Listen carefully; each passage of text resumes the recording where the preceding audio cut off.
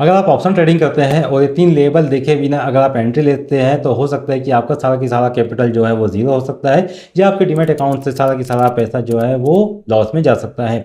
आज के इस वीडियो में मैं आपको बताने वाला हूं कि वो कौन कौन से 3 इंपॉर्टेंट लेवल है जिसमें आपको ऑप्शन ट्रेडिंग करते समय ध्यान देना चाहिए और उन लेवल के आधार पर ही आपको काम करना चाहिए। अगर आप इन लेवल को ध्यान से देखकर काम करते हैं तो मार्केट में आप 50% विन कर जाओगे और सही दिशा में सही डायरेक्शन में आप काम कर सकते हो। तो स्वागत है दोस्तों, मैं हूं विवेक मालविया। स्वागत करता हूं आपको स्टॉक बिज में। आज के इस वीडियो में मैं आपको एक इम्पॉर्टेंट टॉपिक बताने वाला हूं कि आप ऑप्शन ट्रेडिंग में किस प्रकार से महारत हासिल कर सकते हैं और किस प्रकार से आप डिसिप्लिन के साथ ऑप्शन ट्रेडिंग में आगे बढ़ सकते हैं। तो जैसे कि मैं बताऊं कि स्टॉक मार्केट में मार्केट आपका पैसा नहीं उड़ाता है, बल्कि एक गलत एंट्री जो है वो आपका सारा की सारा डीमैट अकाउंट ज़ीरो कर देती है।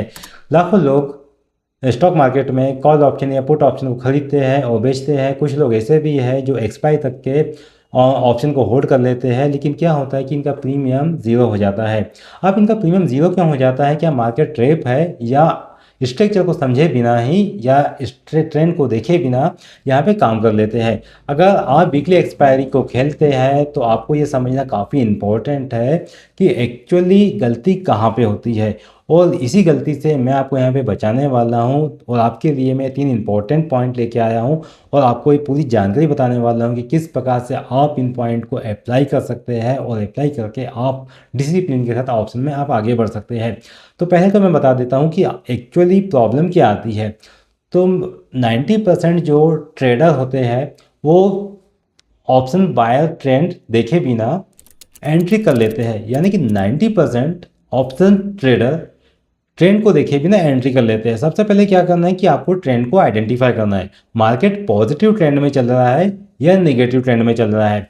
उसके बाद आपको सपोर्ट और रेजिस्टेंस लेवल को देखना है कि मार्केट का एग्जैक्ट सपोर्ट कहाँ पे आ रहा है, किस पॉइंट पे मार्केट ने बार बार सपोर्ट लिया और वहीं से बाउंस दिया है, और किस पॉइंट पे मार्केट ने रेजिस्टेंस लिया है, यानी कि वहाँ से प्रेशर देखने को मिला है और वहीं से मार्केट जो है वो नीचे स्लिप हुआ है। और ऐसे लोग जो है कि ट्रेंड को पहले तो इग्नोर कर देते हैं, सपोर्ट को भी इग्नोर कर देते हैं और रेजिस्टेंस को भी इग्नोर कर देते हैं।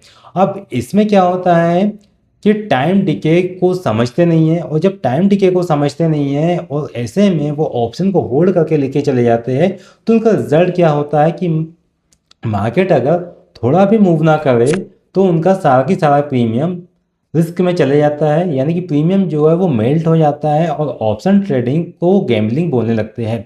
अब ऑप्शन ट्रेडिंग दोस्तों गैम्बलिंग नहीं है, बल्कि डिसिप्लिन के बिना अगर काम किया तो ऑप्शन ट्रेडिंग हो या इक्विटी ट्रेडिंग हो वो गैम्बलिंग बन ही जाती है। अब एक बात ये आती है कि मार्केट का है।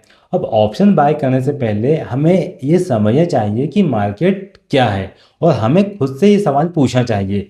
कुछ लोग ऐसे हैं कि वो बिना खुद से सवाल किए बिना उठा के बटन दबा देते हैं, कॉल हो या पुट हो एंटर कर लेते हैं। सबसे पहले खुद से एक सवाल पूछना चाहिए कि मैं इस ऑप्शन को बाय करता हूं तो इसके अंदर मेरा रिस्क कितना है, और रिस्क के साथ साथ मुझे इस ऑप्शन से कितना मुनाफा चाहिए। ऐसा नहीं कि ऑप्शन में आपने बटन दबा दी, एंट्री ले ली और एंट्री लेने के बाद आपने पोजीशन को ओपन छोड़ दिया।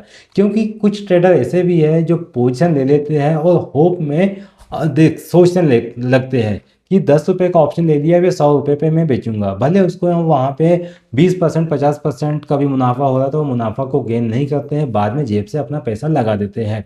तो ऐसे में उन्हें अपने आप से पूछना चाहिए कि एक्चुअल मेरा रिस्क क्या है और मुझे कितना यहाँ से मुनाफा लेना है। दूसरी बात ये भी आती है कि ऑप्शन बाय तो कर लेते हैं लेकिन उसका स्टॉप लॉस नहीं लगाते हैं। स्टॉप लॉस अगर नहीं लगा रहे हो तो आप नेगेटिव ट्रेडिंग कर रहे हो। नेगेटिव ट्रेडिंग अगर आप करते हैं तो आपका सारा की सारा कैपिटल जो है वो रिस्क में चले जाता है। और कुछ लोग ऐसे भी है खतरे के खिलाड़ी होते हैं। अगर मान लो कि उन्होंने 2-5 हज़ार रुपये मार्केट में लगाया और प्रीमियम उनका सिर्फ 500 रुपये 700 रुपये बचा है, तो भी तो वो सोचते हैं कि देखते हैं इतना तो बचा है, आगे क्या करेंगे। मार्केट डायरेक्शन दिखा भी रहा है कि मार्केट उनके अगेंस्ट हो चुका है, अब ये प्रीमियम ज़ीरो होने वाला है, तो भी वो उसका स्टॉप लॉस नहीं काटते हैं। तो ये गलती जो है आपका सारा की सारा जो डीमैट अकाउंट है वो ज़ीरो कर सकती है। अब ऐसे में आपको कुछ एक बातें हैं जो आपको बहुत ही इम्पॉर्टेंट है और आपको समझना चाहिए कि किस प्रकार से मार्केट में इन बातों को आपको अप्लाई करना चाहिए। इसलिए बिना क्लियर डायरेक्शन के आपको ऑप्शन को बाय करना आपके लिए रिस्क हो सकता है। और मैं आपके लिए ये 3 इंपॉर्टेंट लेवल लेके आया हूँ जो आपको जानना बेहद ही इंपॉर्टेंट है। तो ऑप्शन बाय करने से पहले आप लेवल देखो, मेजर आप सपोर्ट देखिए, मेजर रेजिस्टेंस देखिए और ब्रेकआउट का कंफर्मेशन जोन देखिए। सपोर्ट के पास आपको अगर रिवर्सल का सिग्नल मिलता है, जैसे कि अगर आपको लगता है कि निफ्टी इंडाइसिस नीचे गिरता है और गिरने के बाद वापस से एक पॉइंट है वहीं से वापस ऊपर चले जाता है, अब आपको लग रहा है कि यहाँ से बार बार बाउंस हो रहा है, तो आपको इंतजार करना है कि उस सपोर्ट को आपको आइडेंटिफाई करना है। उस सपोर्ट के पास आप कॉल ऑप्शन की पोजीशन वहाँ पे एंटर कर सकते हैं, कॉल ले सकते हैं और उसके बाद देखिए कि मार्केट ऊपरी लेवल पे कहाँ तक के जाता है और कहाँ से प्राइस में रिजेक्शन आता है। अगर बार बार एक ही पॉइंट पे मार्केट बार बार रिजेक्शन कर रहा है तो उस रिजेक्शन के पास आप पुट की एंट्री ले सकते हैं और ब्रेकआउट कैंडल क्लोज होने के बाद ही आपको यहाँ पे एंट्री लेना चाहिए। अब मिड रेंज में तो आपको एंट्री नहीं लेना चाहिए। कैसे? अगर मान लो कि कोई कैंडल बन रही है, अब आप चाहो तो 5 मिनट की कैंडल को पे ट्रेड करते हो या 15 मिनट की कैंडल पे ट्रेड करते हो, तो आप देखिए कि कंफर्मेशन कैंडल का पूरा होने दीजिए। 15 मिनट की कैंडल देख रहे हो तो 15 मिनट का टाइम पूरा होने दीजिए। 5 मिनट की कैंडल पे काम करते हो तो 5 मिनट का टाइम पूरा होने दीजिए। फिर उस कैंडल के बाद में उसका ब्रेकआउट का इंतजार कीजिए। अगर कैंडल का हाई ब्रेक हो रहा है, अगर आप कॉल साइड में एंटर करते हो तो आप हाई ब्रेक होने का इंतजार कीजिए। अगर आप पुट साइड में एंटर करते हो तो कैंडल का लो ब्रेक हो रहा है तो आप लो ब्रेक होने के बाद पुट साइड में आप एंटर कर सकते हो। अगर आप इस प्रकार से ट्रेड नहीं करते हो और मिड कैंडल में आप एंटर कर लेते हैं तो ऐसे एंट्री जो है वो ट्रैप बन जाती है। और काफ़ी लोग जो है बिगिनर वो एक फोमो में आके एंटर कर लेते हैं कि उनसे आगे की रैली जो है वो मिस ना हो जाए। अब आगे की रैली मिस होने का एक रीज़न ये भी होता है कि अंदर का डर और अंदर का लालच, वो आगे का लालच सोचते हैं। एक्चुअली मैं बता देता हूँ आपको कि अगर मान लो कि कोई ऑप्शन का प्रीमियम आपको 20 रुपये का मुनाफा देने वाला है और आपको लगता है कि मुझे इसमें 20 रुपये मिल सकता है, तो आप 20 रुपये ना लेके अगर आप वहाँ पे 10 रुपये भी लेते हो तो आपका वहाँ पे सेफ साइड में मुनाफा होने वाला है। तो आप 20 पॉइंट ना लेके आप कंफर्मेशन का इंतजार करो, आप 10 पॉइंट ही लीजिए लेकिन सेफ साइड लीजिए। लेकिन अगर आपने गलत साइड में एंट्री ली तो आपको वो 10 पॉइंट भी नहीं मिलेगा, लगे तो आपके से के जेब से पैसा लग के चले जाएगा। तो इस प्रकार से गलत एंट्री जो है वो आपका अकाउंट जो है वो खाली कर सकती है। अब एक सवाल ये भी आता है यहाँ पे कि प्रीमियम ज़ीरो क्यों होता है। अब ऑप्शन की वैल्यू सिर्फ प्राइस पे डिपेंड नहीं करती है, टाइम और वॉलेटिलिटी का भी यहाँ पे इम्पैक्ट देखने को मिलता है और टाइम और वॉलेटिलिटी भी यहाँ पे चलती है। अगर मार्केट एक्सपेक्टेड डायरेक्शन में तेज मूव नहीं देता है तो ऐसे में टाइम डिके प्रीमियम रोज थोड़ा थोड़ा गिरता है और ये मेंटली प्रॉब्लम भी देता है। इसलिए अगर आप देखते हैं कि अगर कोई ने स्टॉक ऑप्शन में पोजीशन बनाई है या कोई निफ्टी ऑप्शन में होल्डिंग करके पोजीशन बनाई है, अब वो देखता है कि मंडे के दिन 100 रुपीज़ का प्रीमियम था, फिर मार्केट एक ही जगह खड़ा रहा, धीरे से यह ऑप्शन का प्रीमियम 80 हो गया, फिर 50 हो गया, 40 हो गया और एक समय ऐसा आया 5 हो गया।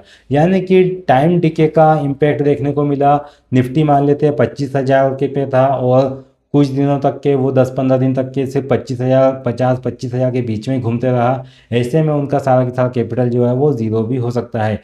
वो क्यों होगा कि आपने ट्रेंड के अगेंस्ट काम किया, मार्केट एक रेंज में फंसा हुआ था और उस रेंज में ही आपने एंटर ले लिया, जिसके कारण आपका सारा की सारा कैपिटल जो है प्रीमियम जो है वो लॉस हो जाता है, जीरो हो सकता है। अब यहाँ पे सबसे पहले आपको एक नियम फॉलो करना चाहिए जो है कैपिटल प्रोटेक्शन का रूल, और काफ़ी कम लोग कैपिटल प्रोटेक्शन का रूल को फॉलो करते हैं। अब मार्केट ट्रेडिंग में सर्वाइव सबसे ज़रूरी है। एक ट्रेड में कैपिटल का तकरीबन 2 से लेके 3% का से ज़्यादा का रिस्क आप ना ले। अगर मान लो कि आपके पास में इन्वेस्टिंग अमाउंट 50,000 रुपये का है तो 50,000 रुपये के अमाउंट पे आप 5,000 रुपये के अमाउंट से आप ट्रेड कर सकते हैं। ऐसा नहीं कि आपने पूरा 50,000 का अमाउंट लगा दिया, 25,000 का अमाउंट लगा दिया, क्योंकि ऑप्शन ट्रेडिंग जो है वो काफ़ी रिस्की ट्रेडिंग के अंतर्गत आती है। तो आप 5,000 रुपये का के आसपास का आप अमाउंट यहाँ पे लगा सकते हैं। लेकिन इसके साथ साथ आपको यहाँ पे 2 से लेके 3% का आपको रिस्क भी यहाँ पे डिफाइन करना होगा। आप 2 से लेके 3% का रिस्क से ज़्यादा का रिस्क मत लो, क्योंकि अगर आप 2 से लेकर 3% से ज़्यादा का रिस्क लेते हैं तो आपका कैपिटल यहाँ पे लॉस में जा सकता है, ज़्यादा हो सकता है।